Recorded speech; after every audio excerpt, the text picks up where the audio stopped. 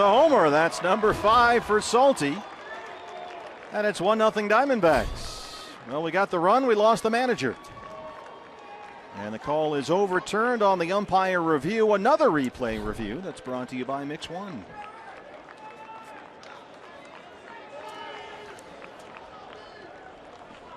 One minute and 54 seconds to figure out they missed that one by about 10 feet.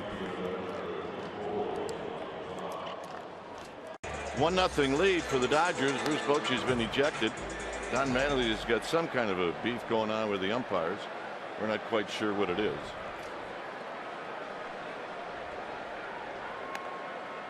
But the way I see it, Mike Winters probably not having a good night. Well, he was having a pretty good night till that 2-strike call on Diaz. And Bruce Bochy. Somebody gets tossed and he goes, what, me?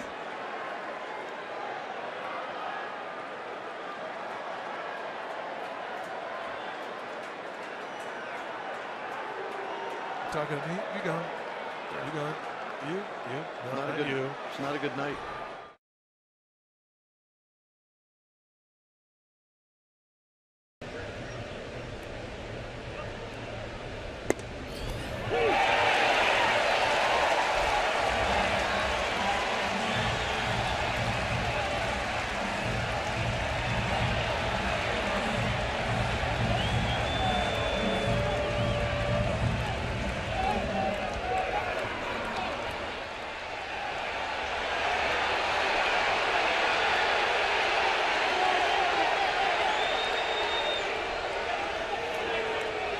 Well, Miggy didn't appreciate that last call, and very wisely, Brad Ausmus goes out to get him before he got tossed. That's a nice job also by Victor Martinez and also J.D. Martinez, making sure that Miggy got back to the dugout. But the third base umpire has now thrown Miguel out of the game. And there goes Miggy down to third. That is Gary Cedarstrom down in the third base. Gary Cedarstrom, he is the crew chief. Quinn Walcott, the home plate umpire who Miggy was beefing with, did not throw him out. But the third base umpire decided to throw him out.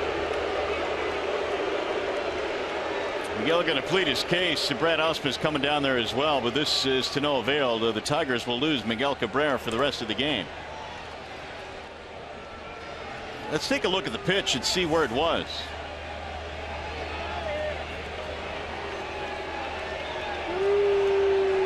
Miggy thought it was up and in. He got rung up by Quinn Walcott. Not only was Miggy beefing about this particular pitch right here thrown by Ventura, but he was beefing about the very first pitch of the at-bat. It was a fastball that was down and in that Miguel did not think was a strike, and it was called a strike by Quinn Walcott. And Brad Ausmus immediately got in the ear of Quinn Walcott. So this is not good for the Tigers. Cabrera is done for the rest of the night. He's been ejected.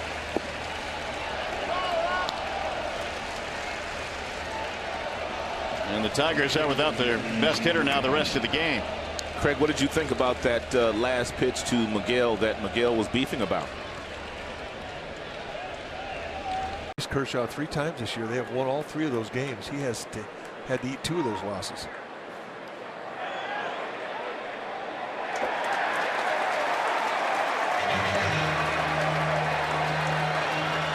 Bruce Bochy and Mike Winters, and he's thrown out Bruce Bochy again. Now let's take a look at the swing.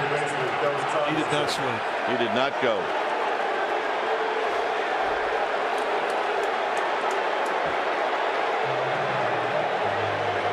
This is going to get ugly here. It is. He was not happy with Winter last night. Winters is the crew chief. Now, these 2 guys have known each other a long time. This is all about getting your money's worth.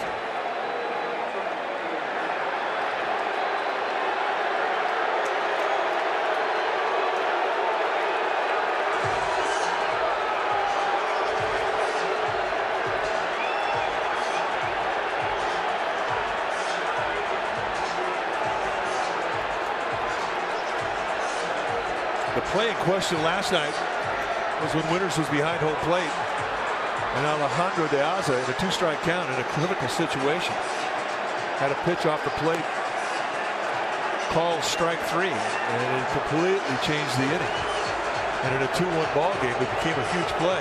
So the Giants were obviously upset about it then, and they stayed upset when they saw the replay of the pitch call when they got back to the clubhouse after the game. Artie Foster coming in to try and break it up.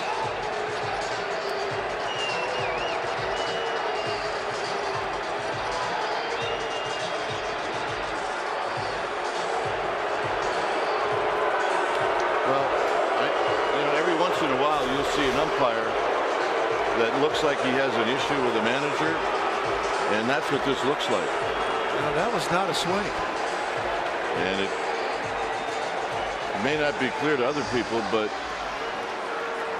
it sure looks to me like Mr. Winters has a problem with Mr. Bochy. Dietrich discussing that with Marvin Hudson. Get out of here. And Dan Jennings has just been ejected.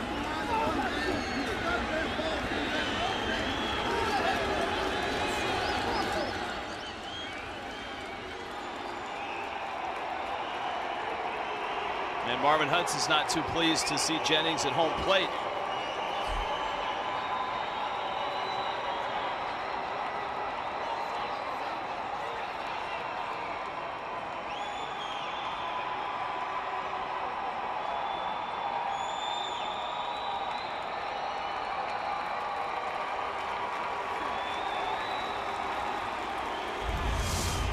Here's the pitch. And on the tracks, from the angle of the dugout, it certainly would look low.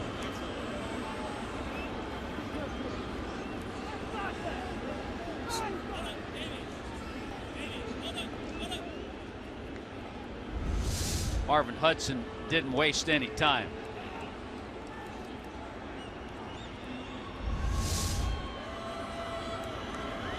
So Dietrich back in the box for the count, 0-1.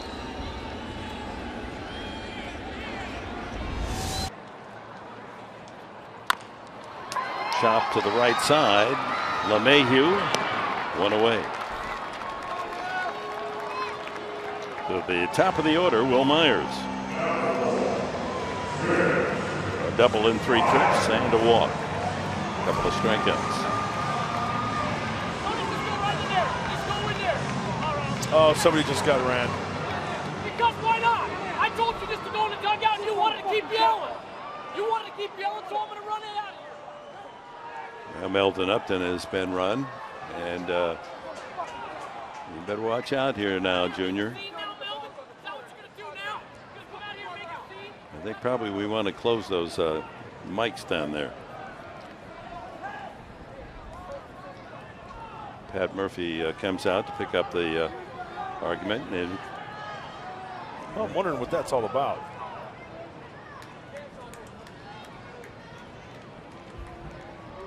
Well, he had the count 2-0, then it went 2-2. Didn't see any obvious call that. And like, you know, many times the hitter won't say anything. You know, they won't look at the umpire, but they'll say it while they're looking out the outfield. And, you know, just because, you know, you don't want to get face to face with the umpire, but who knows? Let's see. A pitch there. It's called a strike, maybe off the plate a little bit. That might have been it. Right. So Murphy back to the dugout. Upton back to the clubhouse.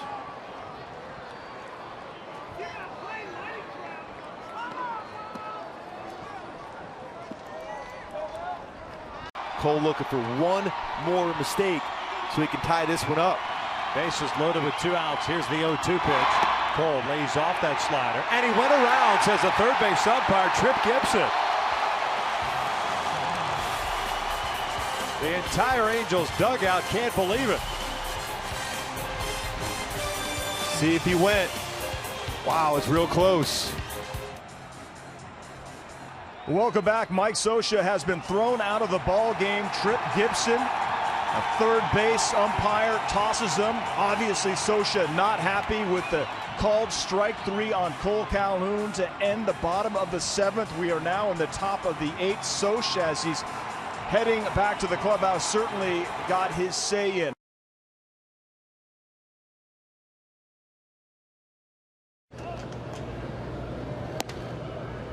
Fastball high and tight.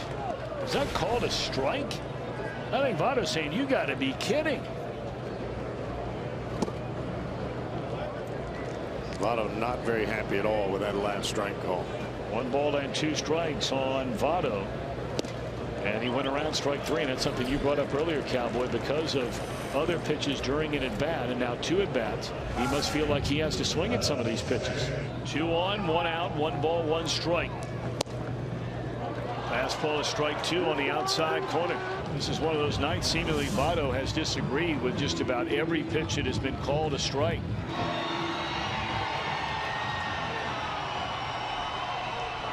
Votto's been thrown out of the game.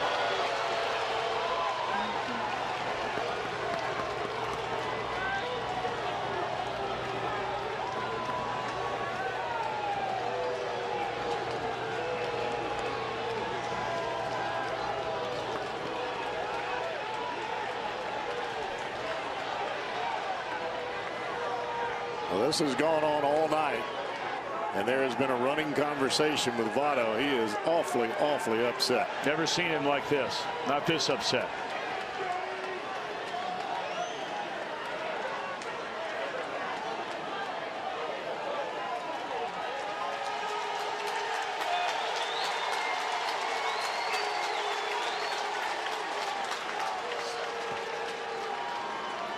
Well, all of this, I think, goes back to the first couple of at-bats for Votto. There were pitches that were very questionable whether they were strikes or not. They were called strikes.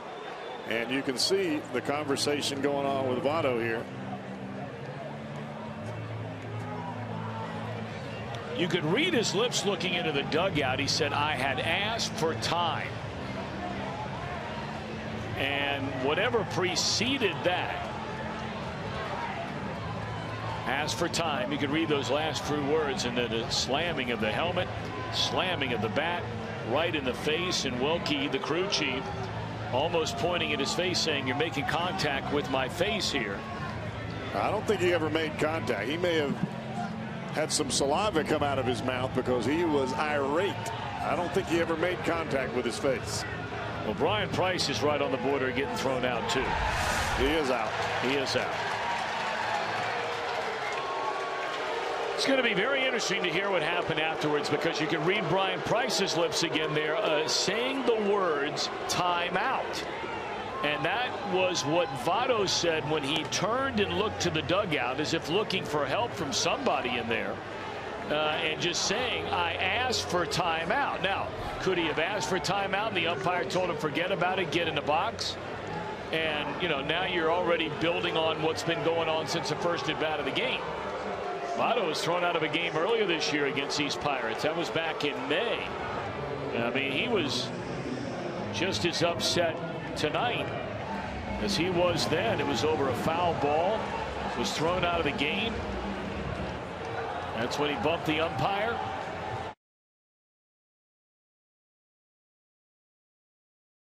RBI, a walk, and a run scored. Oh, right in the back. Yeah. Look out. He slams it down and didn't like one bit of it. Buck Showalter on his way out. Well, that's uncalled for. And the reason it's uncalled for, because you're the one that's throwing the home runs and the singles, and you're going to get one of your guys hurt. Now, he can apologize, but he's the one that hit Chris Davis in the back. That's on me. Of course it's on you. Immediately a warning issued to both sides by Mark Carlson, the home plate umpire. Buck Showalter staying out there at first base, protecting Chris Davis. Well, they threw at him in New York, threw one over his head. It's just uncalled for.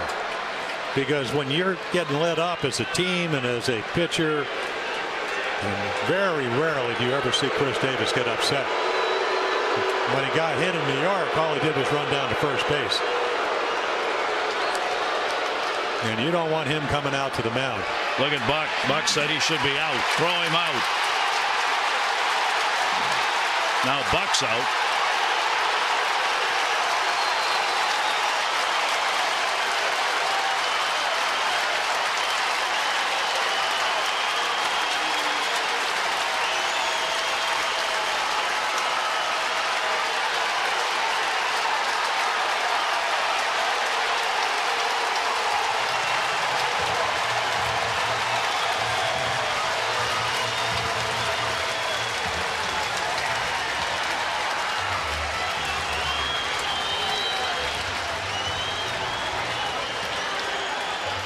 I mean, really, you know, if you look at this, if you go all the way back to when the Orioles played the Red Sox, remember when they threw Jimenez out after he hit Sandoval? The umpire on his own volition just said, hey, I thought he was thrown at him. Well, this was pretty obvious. Yeah. And then Buck's got a point. The situation's obvious. Yeah. The batter hit's obvious. I mean, you just don't miss this far inside. And like I said, you know, I played for a manager, the late Earl Weaver. You just don't do these things because your guys end up getting hit. Well, 2 on. 2 innings.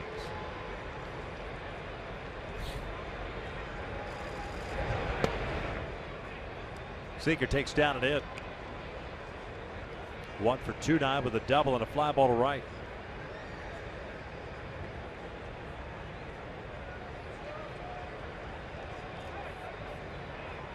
Double for Seager, his 33rd. Stranded in scoring position in that first inning.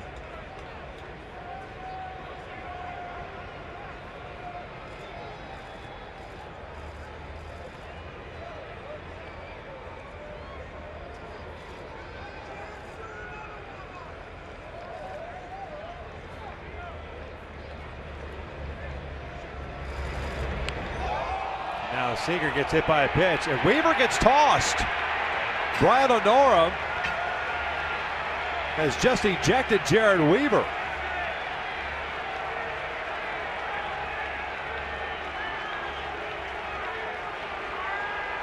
Well, after calling timeout and emphatically keep putting his hand up to call timeout, Weaver threw up and in on him and hit him. He does it all the time. He's in the batter's box and still has the hand up for time. To me, once you're in the batter's box, it's go time. And Weaver got tired of waiting. They exchanged words, but Honora immediately ejecting Weaver. It's a pretty quick ejection. Absolutely. I mean, it's almost as if Weaver had no choice but to throw something inside when you see him doing that, and they keep looking at him with his hand up. Not only that, yell something at him as well. Yes.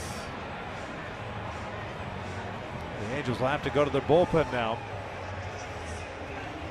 I'm sure he's playing more now than Joe Madden thought he would when he first made that change. That is behind Rizzo, and Matt Belisle is out of the game. Rizzo's first couple of steps actually toward the mound. Oh, yeah. Yeah. He's not happy. Yeah, well, it was you know, Belisle's been around the league a long time, and maybe he feels like he had to respond to Holiday getting hit. Clearly, there was no intent on the part of Dan Herron when Holiday got hit.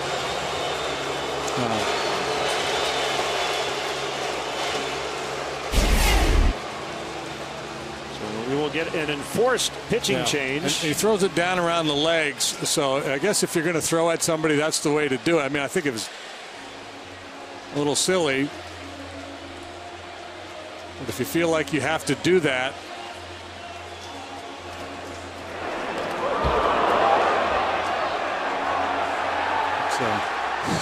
so Anthony had a chance to kind of regroup and make his base, and hopefully we just move on and play here. Crowd now getting into it. The 0-2 pitch.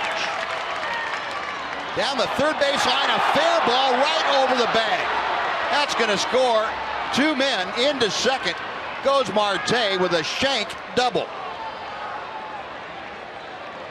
Man, take a couple of great pitches, get ahead in the count. Make another pretty good pitch. Jam him, Little dinky ground ball that just barely stayed fair. Now this has got to, you can't challenge this because it has to be beyond the umpire, where the umpire is stationed, which is generally right back of the infield, the far edge of the infield dirt.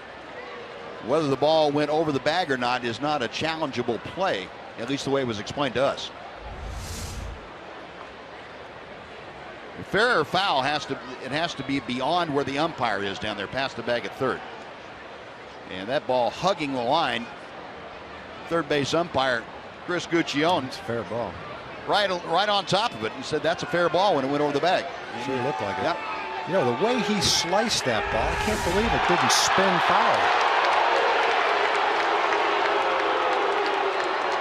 And Jeff Bannister's gotten run.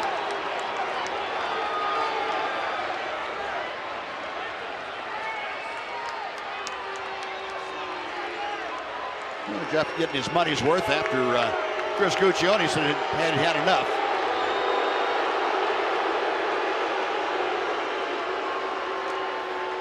Well, they've had 2 hits in this inning. Both of them have been very similar. Left-hand hitters just sneaking little ground balls inside the third base bag for doubles.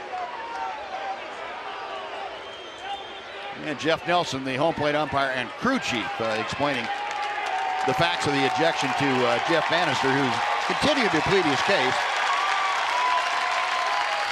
Well, Jeff will have to vacate the bench and head upstairs.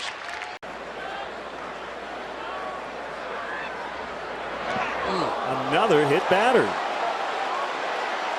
Not deemed intentional. Warnings had been issued earlier. That one got away from Rondon, and Mike Matheny is heading right out to Bruce Dreckman. Oh, he tossed him. That is about the most polite ejection I've ever seen. Wow. Yeah, I didn't think he was going out at all. And then you saw Matheny coming out. He wanted something to happen, and Bruce Dreckman threw him out. They had issued warnings.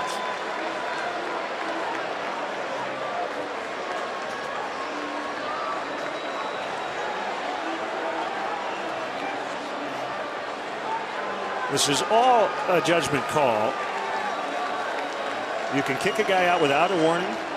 You can issue warnings and not send a guy out. But Bruce Dreckman, I think, has a no tolerance policy at this point after what went on yesterday. Well, and again, there have been 3 Cardinal hitters hit, and you know, none of them have been like the Rizzo ball yesterday. We're still not sure if that ball hit him or not. I mean, the Cardinal hitters, they've been wearing it. That wasn't as bad as it looked.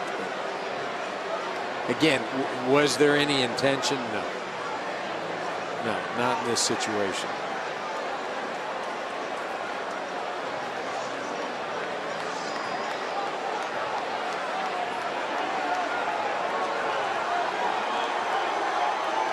Well, you can almost read the script that Joe was telling Tom Hallion, that's my closer. That guy's here to get the final 3 outs.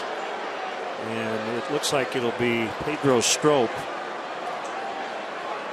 Once Joe calms down, he'll have to make a call to the pin. Well, and I think a lot of this, too, you have to, it goes back to yesterday and the comments that were made, and, you know, we're not going to take it, and this sort of thing. And, you know, all that plays into the thought process of these umpires. And so they make this call now, and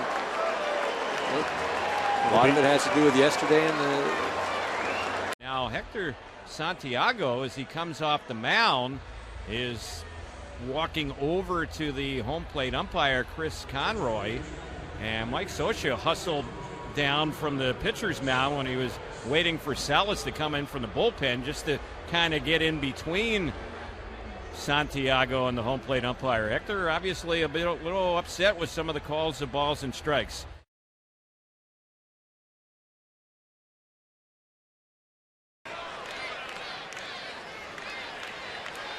Oh, ejective. There he goes. That was so obvious, it's ridiculous.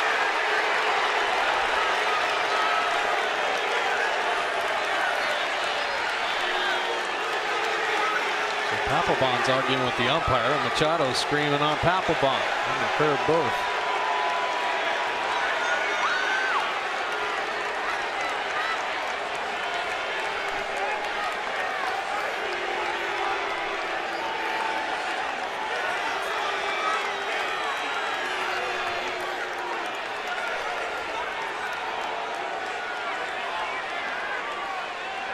I don't know how they can even question that.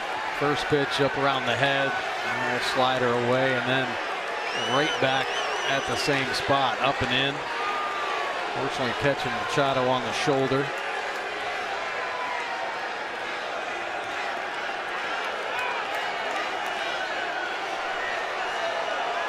Matt Williams is obviously arguing that there was no warning, but the warning was the first pitch that went at his head and Manny got out of the way. No, there doesn't even have to be a warning. No, I agree.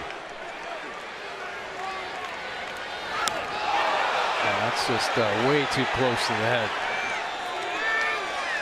The first pitch was up there as well. And if Manny hadn't have stood up, it would have been right at his chin, just like the first one. So Manny trying to keep the front shoulder in there after the first pitch or the second pitch slider. So one down in the inning, bases empty. Steven Souza Jr. the batter. And this one over the head, and they're going to eject him. They're going to throw him out. It was a breaking ball. Yeah.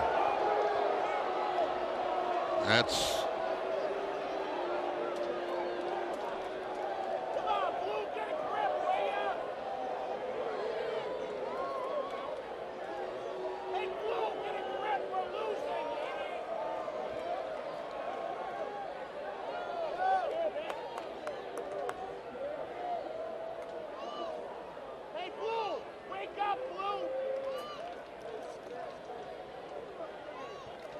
I mean, to me, it seems a little ridiculous because there was no intent there. That was a breaking ball that slipped out of the hand of Machi. It was. You can see it read at 79 miles an hour. And you see the slider grip, tries to throw a slider, and it happens to go over the head of Souza, and he's ejected from the ball game. I just think that's the wrong call by the umpire. There was no intent there by Machi. Now, Wilkie's point there to Torrevelos basically just came after the home run, but I don't think there was any intention at all. No, I mean, if there was, you're going to throw a fastball. You're going to throw a fastball. You're not going to throw a breaking ball. He's telling him I was throwing a slider.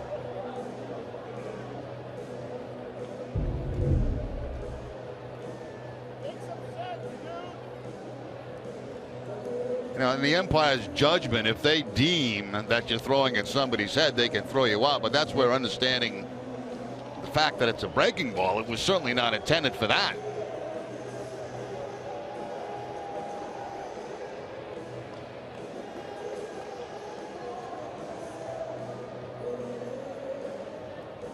Now Ramon Mendez coming in. The pitching change here from Fenway Park after the ejection of Gene Bocci. Home run. Here's Yan Gomes, 1 for 6 against Perkins, and the pitch lifted to short right.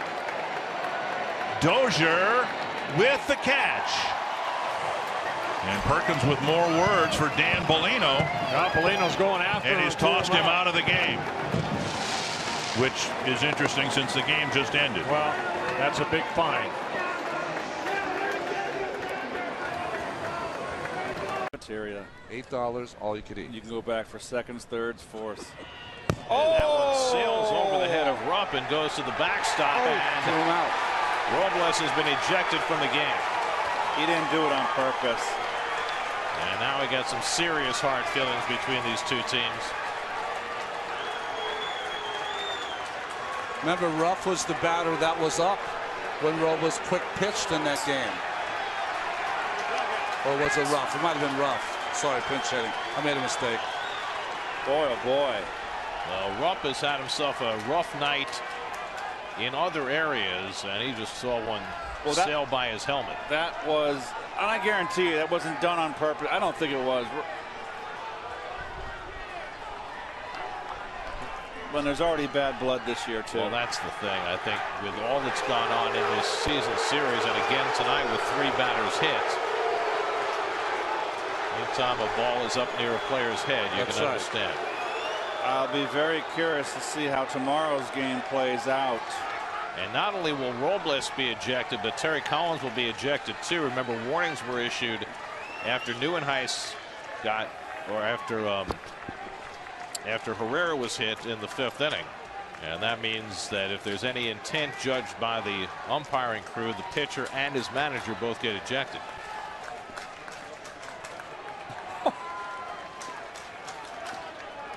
That just about, there he is. Cespedes back in the dugout after getting his x-rays, which came back negative. We don't want him involved in a fight. No fighting. There was just a lot of posturing and staring and jawing. You see the tape on the hand of Cespedes. So Robles and Collins both get ejected, and the Mets will bring in a pitcher who has yet to warm up, and he'll get as much time as he needs to get himself ready.